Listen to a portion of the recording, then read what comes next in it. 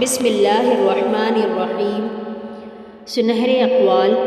اے میرے مہربان رب، بڑھاپے سے لے کر موت کی آخری ہچکی تک مجھے فکر معاش اور تنگی رزق سے محفوظ فرما دے۔ مجھے عمر کے اس حصے میں کسی کا خصوصاً اپنی اولاد کا محتاج نہ کرنا۔ بے شک عزت و ذلت تیرے اختیار میں ہی ہے۔ جہاں بھی رہو مخلص ہو کر رہو، کیونکہ آپ نے اللہ کو بھی جواب دینا ہے۔ اولاد مرد کا نصیب ہوا کرتی ہے اور رزق عورت کے نصیب سے ملتا ہے۔ مرد محنت کرتا ہے لیکن اپنی محنت کا پھل عورت کے نصیب کے درخت سے پاتا ہے۔ کسی پہاڑ کا اتنا بوجھ نہیں ہوتا جتنا کسی بے قصور پہ تہمت لگانے کا بوجھ ہوتا ہے۔